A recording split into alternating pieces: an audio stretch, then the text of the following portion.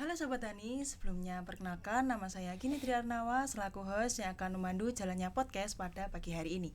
Di sini kami akan berdiskusi dengan mengundang dua narasumber yang sangat luar biasa ya tentunya dengan tema memberdayakan inovasi pemuda untuk generasi bebas narkoba.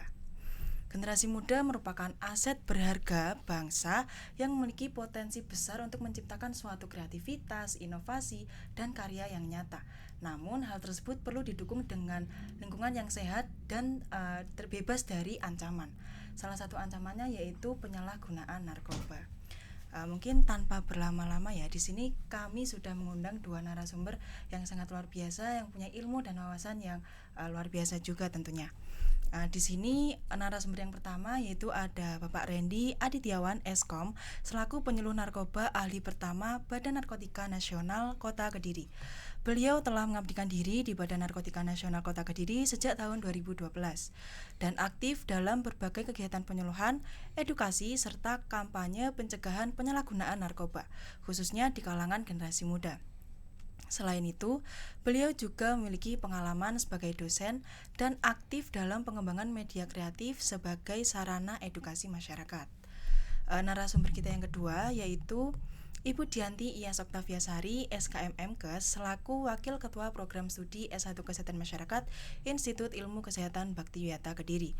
Beliau merupakan akademisi dan dosen di bidang gizi kesehatan masyarakat yang menyelesaikan pendidikan sarjana dan magister kesehatan masyarakat di Universitas Erlangga. Selain aktif mengajar, beliau juga berperan dalam pengembangan kemahasiswaan, pembinaan prestasi mahasiswa, serta berbagai organisasi profesi kesehatan masyarakat, diantaranya yaitu Persakmi Kota Kediri dan AIPTKMI Regional Tengah 2. Mungkin langsung saja ya teman-teman kita sapa narasumber kita pada pagi hari ini. Selamat pagi Pak Randy dan Ibu Dianti. Selamat pagi. Bagaimana kabarnya pada pagi hari ini Pak dan Bu? Alhamdulillah baik. Alhamdulillah.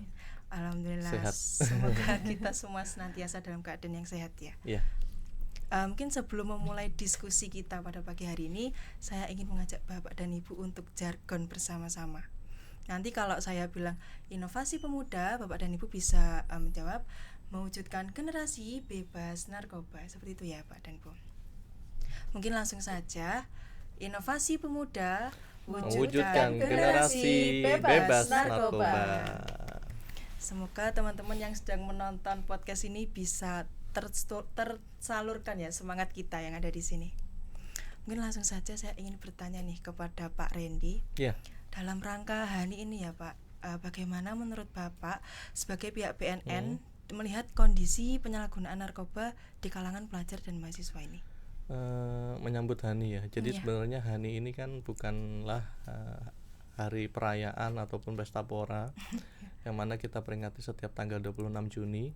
Dan yang nggak hanya Indonesia yang memperingati tapi seluruh dunia. Ini sebagai tanggal ataupun hari yang kita bersama-sama menyepakati untuk kita bersama melakukan keprihatinan atas jatuhnya para korban penyalahgunaan narkoba. Yang mana kalau kita melihat sejarah, dulu pernah ada yang namanya perang candu. Negara Cina bisa hancur, Hong Kong bisa lepas dari kekuasaan Cina ya karena perang candu. Jadi rakyatnya diracuni dengan barang-barang haram pada saat itu opium ya. Nah, dan pada saat itu Indonesia juga tidak lepas. Kita sempat juga terkena yang namanya candu pada waktu itu. Dan beberapa waktu lalu saya pernah lihat salah satu postingan sejarawan di Kota Kediri. Bahkan Kota Kediri juga ada ternyata. Pada zaman dulu candu itu dibolehkan seperti itu. Nah, harapannya dengan adanya era sekarang, era modern sekarang, narkoba kan lebih banyak mudorotnya nih daripada manfaatnya. Memang kalau dari segi medis kita masih menggunakannya untuk tindakan dokter dan sebagainya, tapi untuk penyalahgunaan ini yang kita cegah seperti itu. Dan untuk jumlah penyalahguna di Indonesia dari hasil survei BNN, kita melakukan prevalensi setiap tahun. Itu di tahun lalu itu sekitar 4 juta penduduk kita yang menyalahgunakan narkotika, yang mana itu masuk kategori usia yang rata-rata masih produktif seperti itu. Dan kalangan muda, mahasiswa, pelajar ini menjadi sasaran utama. Karena kenapa? ketika mereka sudah dikenalkan dengan zat-zat adiktif ini yang bikin candu ini, ketika mereka sudah bekerja dan punya penghasilan sendiri, mereka bisa naik nih, istilahnya upgrade. Yang dulunya ngerokok atau nge-vape bisa upgrade pakai narkotika yang lebih bahaya dan lebih bikin kecanduan seperti itu. Karena sudah punya penghasilan sendiri gitu ya Pak? Iya. Kalau di kota Kediri sendiri ya Pak, untuk kasus penyalahgunaan narkoba bagi pelajar dan mahasiswa itu ada atau tidak ya Pak? Terakhir kita razia Ibu, waktu menjelang hari Lebaran ya, waktu puasa itu bekerja sama dengan Satpol PP, kepolisian, Polres juga. Kemudian kita mengajak anggota dewan juga. Kita razia salah satu kos di Kota Kediri yang menurut laporan masyarakat di sana termasuk kos-kosan rawan dan ternyata campur juga Ibu. Jadi laki perempuan Bu bisa sekamar itu. Dan betul pada saat kita razia, kita tes urin, ada salah satu kamar positif narkotik. Dan yang bikin mencengangkan lagi, positifnya bukan lagi obat-obatan keras tapi sabu. Jadi di kamar tersebut ditemukan cewek, mahasiswi masih aktif, jurusan kesehatan juga. Waduh. Positif sabu. Kampusnya mana ya kita itu ya. Dan ini terjadi di Kota Kediri seperti itu. Nah, harapannya melalui kegiatan-kegiatan informasi, penyebaran informasi seperti podcast ini, kita bersama-sama nih menghimbau teman-teman kita, mahasiswa, untuk ayo kita aware seperti itu. Karena memang narkotik kan katanya kata para pecandu nih kan, bukan saya yang pernah nyoba nih, jatah surganya diambil di dunia katanya seperti itu. Bayangkan kenikmatan surga kayak apa kalau dicicil di dunia dengan dia pakai narkotika. Seperti itu Kak.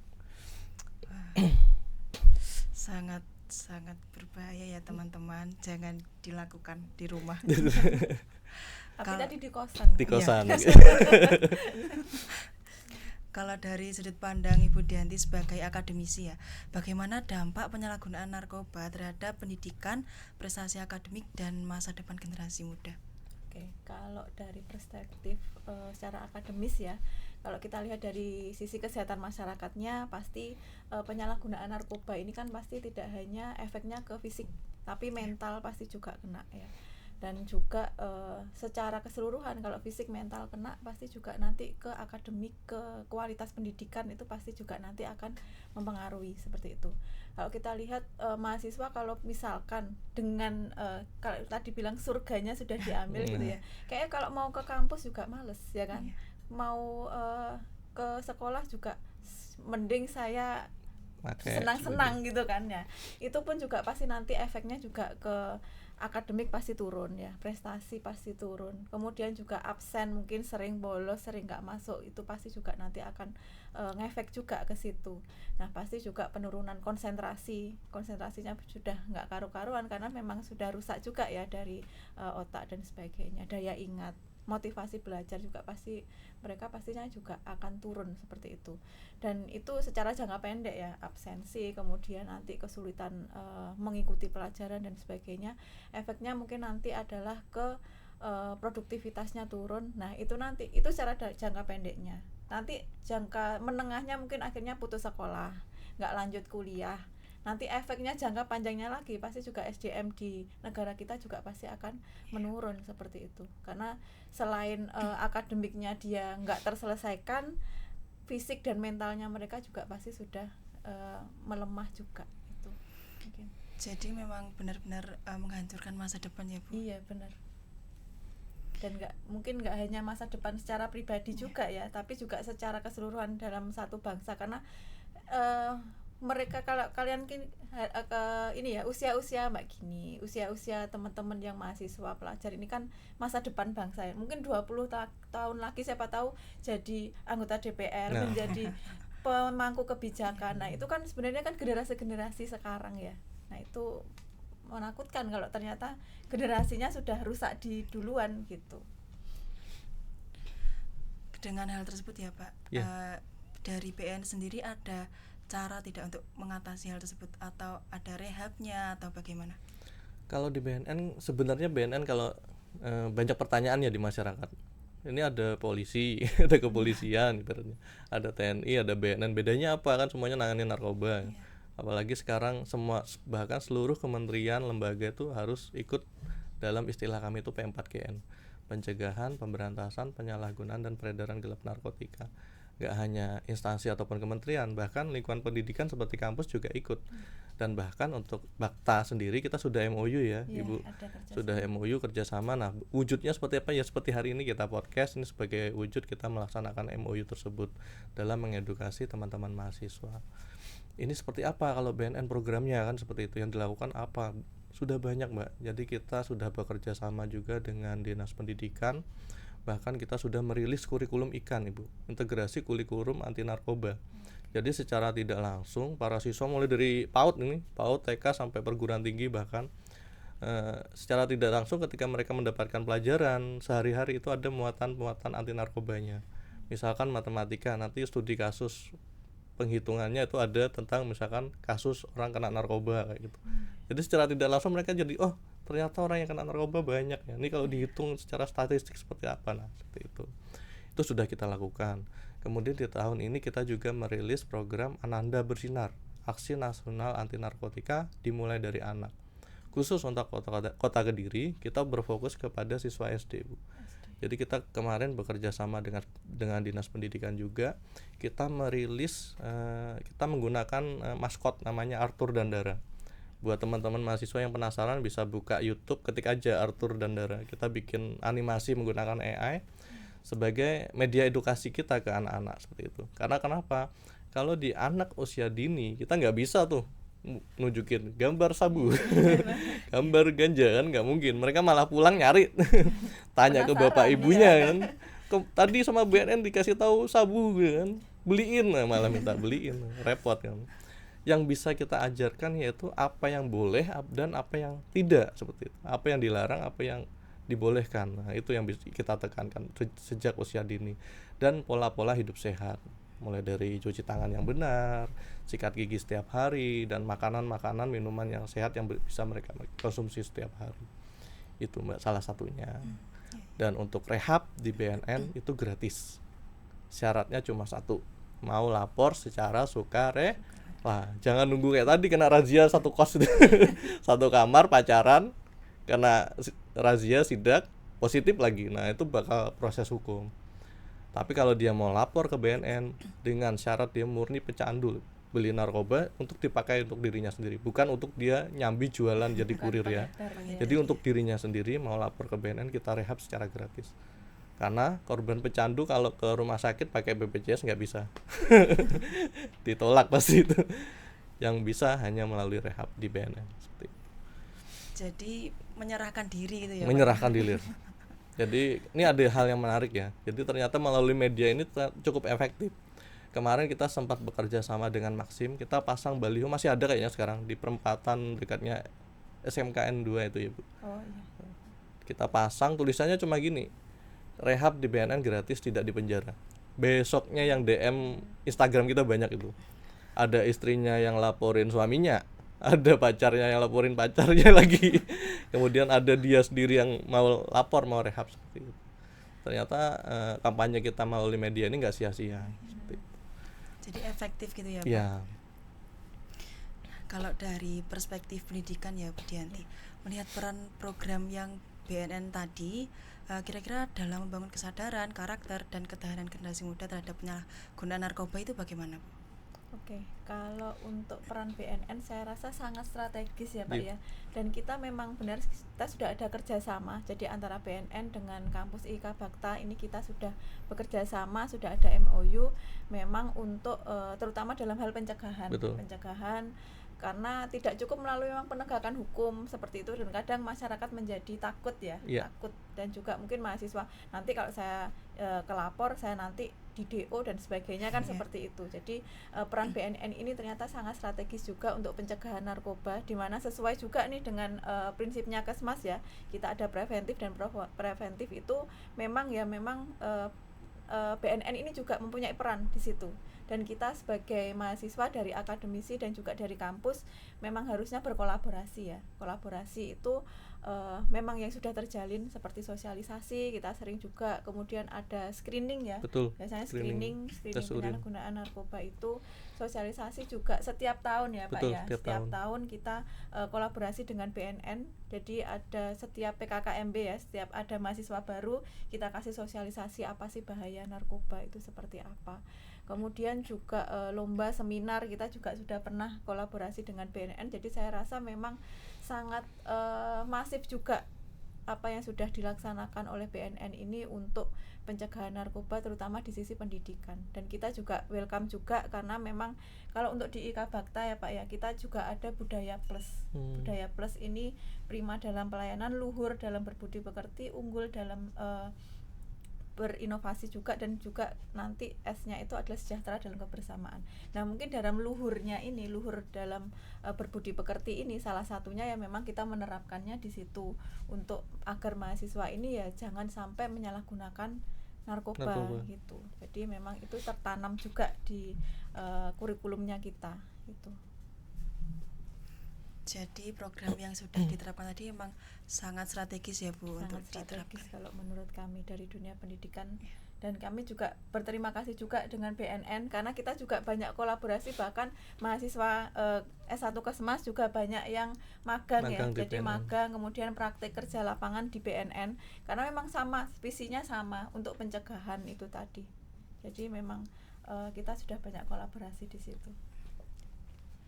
Lalu untuk tema HANI tahun ini yaitu mengangkat pemberdayaan inovasi pemuda ya Pak. Nah, menurut Pak Randy, mengapa generasi muda ini menjadi kelompok yang strategis dalam upaya pencegahan penyalahgunaan narkoba ini Pak? Untuk P4GN khususnya narkoba di era presiden yang sekarang itu masuk ke asta cita beliau yang ke-7. Jadi ini sebagai tanda bahwa di era presiden sekarang ini menjadi salah satu fokus juga kan untuk negara hadir untuk menjaga generasi muda kita agar terlindung dari bahaya narkoba, yang mana konon katanya di tahun 2045 kita akan memanen bonus demografi. Jadi generasi produktifnya ini lebih banyak dari orang-orang tua seperti itu. Jangan sampai generasi yang ada sekarang, anak-anak mudanya sekarang teracuni oleh narkoba, yang nantinya ketika mereka dewasa menggantikan kita-kita. Saya, Budianti ini akan pensiun setelah ini. Yang menggantikan ya rekan-rekan semua. Jangan sampai rekan-rekan yang menggantikan ini istilahnya rusak, pikirannya rusak, kemudian tubuhnya rusak dan sebagainya akibat narkoba. Seperti itu. Nah, saya mau bertanya Pak, kalau narkoba ini kan jenisnya ada banyak ya Pak? Iya. Nah, salah satunya kan nikotin itu juga salah satu narkoba. Nah, katanya dalam liquid itu kan juga ada nikotinnya. Nah, kalau itu bagaimana Pak? Apakah memang boleh untuk dikonsumsi dengan batas wajar atau bagaimana Pak? Nah ini yang jadi perdebatan sekarang ya, viral juga sekarang. Jadi BNN banyak diserang juga gara-gara isu vape ini, karena Kepala BNN RI sempat merilis bahkan di rapat dengan anggota Dewan, DPRD, MPR sana, beliau mengusulkan untuk vape ini kalau bisa dilarang di Indonesia. Karena kenapa? Negara tetangga kita kayak Singapura yang lebih maju aja sekarang udah dilarang. Malaysia OTW, Thailand sudah. Apa sebabnya? Karena vape kita untuk pengawasan sulit. Dan kandungan dari liquid pun siapapun orang bisa bikin liquid, mau mereknya A mau mereknya B dengan kandungan yang macam-macam. Dan orang katanya dulunya kan, kalau kita bicara vape ini pasti ada sejarahnya diciptakan nih. Dulunya kan diciptakan vape ini untuk alternatif biar para perokok tembakau ini bisa sembuh katanya kan, seperti itu. Dengan cairan-cairan yang dari entah itu tumbuhan, tanaman dan sebagainya. Tapi seiringnya dengan berjalannya era sekarang malah jadi tren, dan tembakau ataupun istilahnya nikotin ya disisipkan lagi di dalam liquid dan bentuknya cair. Kalau tembakau di rokok konvensional yang dibakar itu, kalau dibandingkan dengan satu tetes liquid, mungkin kandungan nikotinnya lebih banyak satu tetes liquid. Jadi satu tetes liquid kalau dibandingkan dengan bungkus rokok biasa itu bisa berbungkus-bungkus seperti itu. Bayangkan kemampuan dia untuk merusak paru-paru atau organ tubuh si pengguna. Apalagi sekarang kalau kita duduk berjejer aja dengan misalnya orang ngerokok dengan tembakau dengan nge-vape, pasti kita lebih menormalisasi yang nge-vape. karena misalkan dari segi aroma lebih harum kan kayak gitu. Kalau yang rokok tembakau bikin batuk dan sebagainya, asap lah gitu. Nah itu kalau bisa kita cegah juga. Kalau misalkan vape atau liquidnya sudah ada campuran narkotiknya, terus dia nge-vape di tempat umum, kita ada di sebelahnya, kita juga bisa terpapar. Ketika dites urin, bahkan kita juga bisa positif.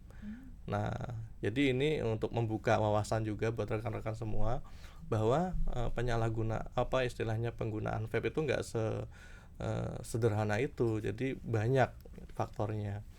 Jadi kalau misalkan dari rekan-rekan yang dulunya perokok aktif di tembakau lama, pingin istilahnya berubah biar bisa lepas dari rokoknya menggunakan vape, ya gunakan vape dengan liquid yang benar-benar tidak ada kandungan yang zat-zat berbahaya seperti itu. Apalagi sekarang katanya kalau nggak ngerokok nggak keren ya Pak. Iya, kalau nggak nge-vape nggak tren katanya.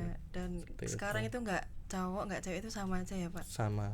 Apalagi vape tuh kayaknya kalau cewek tuh lebih menormalisasi. Betul Bu. Karena mungkin kan ya dari rasanya yang manis dan medianya juga kan nggak bikin bibir hitam atau sebagainya.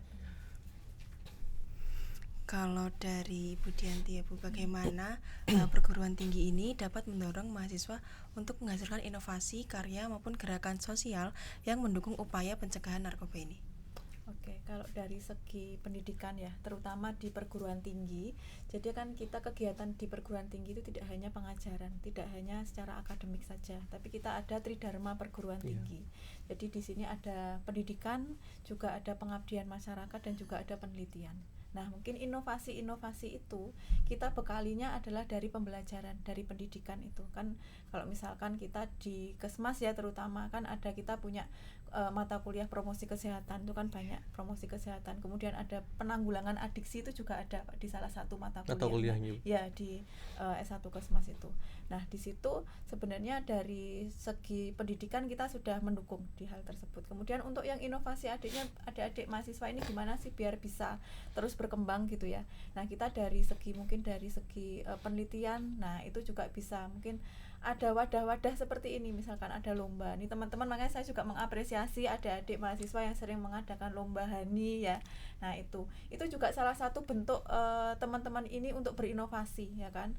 Bagaimana kemudian kalian nanti menyebarkan inovasi-inovasi ini juga di media sosial ya, karena sekarang kayaknya media sosial ini yang paling gencar ya untuk bisa mengedukasi ke masyarakat semua tentang bahaya narkoba itu seperti apa.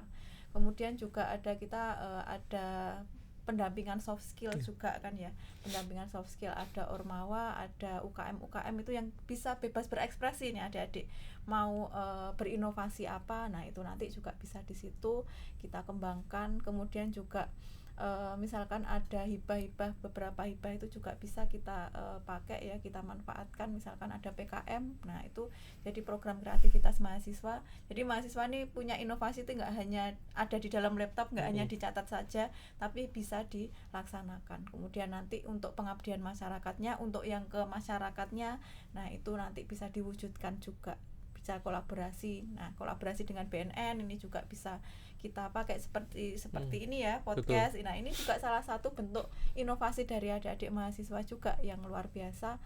Kita sebagai kampus nih mewadahi dan juga menjadi ruang yang nyaman buat adik-adik ini bisa tumbuh dan berinovasi. Seperti itu. Dan ya. Dan mungkin ini ya, sepertinya karena adik-adik ini harus nyaman juga ya kan. Nah, itu biasanya ada kegiatan-kegiatan positif lah, biar daripada nanti di kosan nyabu seperti yang tadi ya. Nah, banyak waktu luang ya, ada waktu-waktu yang bisa dimanfaatkan untuk berorganisasi seperti itu. Jadi memang untuk menyalurkan inovasi ini tadi bisa melalui lomba-lomba dan lain-lain itu ya Bu? Ya, bisa. Lalu menurut Pak Randy, inovasi atau gerakan yang dipelopori oleh remaja, oleh generasi muda dalam membantu pencegahan narkoba ini apa ya Pak? Karena kan tadi kita sudah membahas kayak yang nyabu lah, yang nge-vape. Nah, ini kalau gerakan yang dipelopori oleh remaja itu ada atau tidak? Gerakan yang dipelopori, nah sebenarnya di BNN ada. Jadi kita membentuk yang namanya relawan dan penggiat anti narkoba. Tapi kalau nunggu BNN yang bentuk kan lama karena keterbatasan, apalagi sekarang era efisiensi ya. Semuanya ditekan itu. Jadi harapan kami justru dari lingkungan-lingkungan pendidikan inilah yang membuatnya secara mandiri. Jadi mereka membentuk, misalkan di Bakta ini sudah ada belum Bu, UKM anti narkoba seperti itu? UKM anti narkoba Belum ya, belum ya. ada. Nah, Mungkin misalkan salah bisa. satunya itu membentuk UKM anti narkoba, nanti yang membina BNN. Monggo kami diundang seperti itu. Kita akan bina, kita akan beri arahan, dan misalkan mereka ingin berkegiatan, ingin didampingi oleh BNN juga bisa seperti itu. Itu salah satunya. Dan apalagi sih yang bisa dilakukan generasi muda, ya paling gampang ya dengan gadget ya kan. Iya. Teman-teman selama ini bikin story misalkan nge-cafe, tambahin aja caption mending ngopi daripada narkoba kayak gitu. Itu juga semacam ajakan untuk generasi muda, apalagi teman sebaya kan sekarang itu, untuk bisa ke hal yang positif. Karena kenapa? Para penjahat narkoba sekarang nggak lagi mengenalkan narkoba melalui orang-orang yang nggak dikenal. Jadi justru dia pendekatannya ke teman kita, saudara kita. Jadi yang mengajak justru saudara orang terdekat kita. Karena dari hasil survei BNN, kan BNN punya pusat rehab kan Ibu. Kita survei tuh orang-orang yang kita rehab itu pertama kali coba pakai narkoba itu penyebabnya apa. Dan dari hasil survei tersebut paling banyak jawabannya apa? Dari ajakan teman dan pacar. Nah ini buat adik-adik generasi muda, para mahasiswa yang udah mulai pacaran ya kan, milih pasangan, pilihlah pasangan yang mengarah ke hal yang positif seperti itu. Jadi pihak BNN ini mewadai ya Pak kalau Iya. ada Kita buka gerakan ya. pintu lebar-lebar kalau misalkan teman-teman ingin membentuk suatu organisasi kemahasiswaan atau di sekolahnya boleh. Tuh. Lalu kalau menurut Bu Dianti, apa yang perlu dilakukan agar inovasi yang dihasilkan mahasiswa ini bisa berkelanjutan, tidak hanya menjadi program yang sesaat saja? Karena kalau di Kesmas sendiri ya Bu, kita kan kalau di mata kuliah Promkes itu juga diajari kalau ada pemberdayaan, ada edukasi di masyarakat, itu kalau bisa berkelanjutan, tidak hanya sesaat saja. Gitu.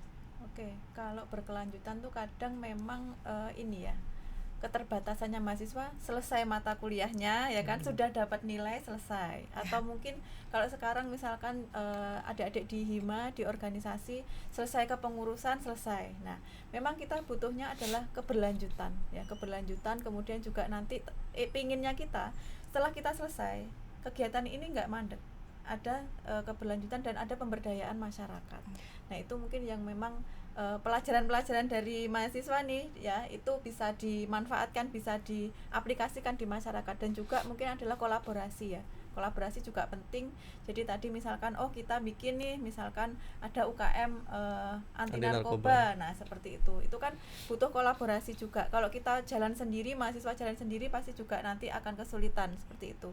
Nah, ini ada dukungan kolaborasi dengan BNN seperti itu. Nah, itu memang perlu ya, harus ada kolaborasi dan juga ada pemberdayaan masyarakat. Mungkin nanti akhirnya adik-adik bisa misalkan pembinaan ke sekolah-sekolah seperti itu. Kemudian mungkin di OSIS atau di mana seperti itu, nanti kita bisa main nih ke sekolah-sekolah yang ada di Kota Kediri misalkan. Nah, nanti kita bisa menginfluence mereka juga, mengajak mereka ke hal-hal yang positif seperti itu. Dan juga kalau untuk yang ke masyarakat, mungkin kan sekarang kita kan juga ada KKN ya kan, ada PBL, kegiatan-kegiatan lapangan itu kita manfaatkan juga.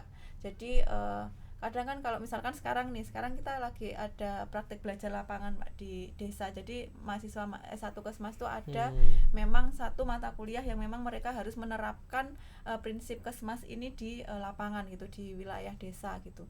Nah itu salah satunya bisa juga kegiatan HANI ini, atau mungkin kegiatan anti narkoba ini bisa disosialisasikan ke pemuda-pemuda yang ada di desa.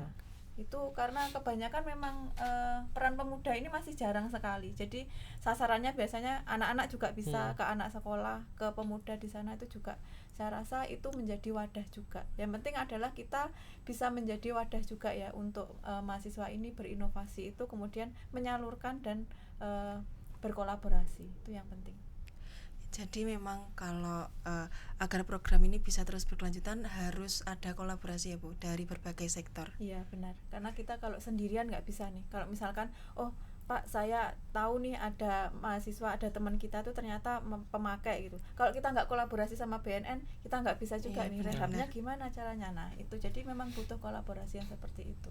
Kalau kita menasehati saja kadang juga lewat aja kan ya, seperti itu. Kalau nunggu mereka tobat nggak akan tobat. Iya. Kalau menurut Pak Randy, peran nyata apa yang dapat dilakukan mahasiswa untuk mendukung terciptanya lingkungan kampus dan masyarakat yang bebas dari penyalahgunaan narkoba ini, Pak? Nggak usah muluk-muluk ya Mbak. Kita mulai dari lingkungan kita aja, pertemanan kita. Karena seperti yang saya sampaikan tadi, sekarang sasarannya para penjahat narkoba itu bukan lagi orang asing kan, justru orang yang kita kenal. Nah, istilahnya teman sebaya lah. Jadi kita mampu menjadi teman yang baik di antara teman-teman kita, mampu berkomunikasi dengan yang baik dengan teman-teman kita, dan yang paling penting kita memiliki sifat, kalau di BNN ada namanya 3 sifat nih, asertif, self regulation, dan reaching out. Asertif mampu menolak ketika ada ajakan yang jelek. Jadi kita nggak sungkan nih, kalau kebiasaan orang Jawa kan yang ngajak temen kan, biasanya kalau di kelas nggak enakan gitu ya. Ayo ke kamar mandi padahal lagi nggak kebelet nih, ya ikut aja dia. Misalkan kayak gitu. Tapi kalau ada hal yang ngajak, misal ayo ke kosku campur, nah itu kita mampu menolak, karena nanti jangan-jangan di kos dicekoi apa kan, kayak gitu. Pikiran kita harus mampu mencegah lah istilahnya. Kemudian yang selanjutnya yaitu mempunyai self regulasi diri. Kita harus punya prinsip hidup nih yang kuat, kita pinginnya seperti apa, dan jangan gampang terpengaruh oleh orang lain. Kemudian reaching out, ketika kita ada masalah, ketika ada cobaan, kita mampu mencari pertolongan yang benar, bukan ke orang yang salah kan. Minimal kita curhat ya ke orang tua lah, curhat kalau di lingkungan kampus ya ke dosen kalau ada masalah yang membuat kita stres. Nah, terkadang hal-hal kecil yang bikin kita stres itu menjadi pemicu untuk kita menyalahgunakan narkoba. Ada hal sepele kayak kita nggak bisa mata kuliah loh, stres itu bisa jadi pemicu untuk dia menyalahgunakan narkoba. Nah, harapannya hal-hal itu bisa kita cegah. Itu Kak. Karena katanya kalau kayak gitu obat stres ya Pak. Obat stres pelarian ya sebenarnya, ya, pelarian. Untuk menyelesaikan masalah, menambah masalah. Padahal.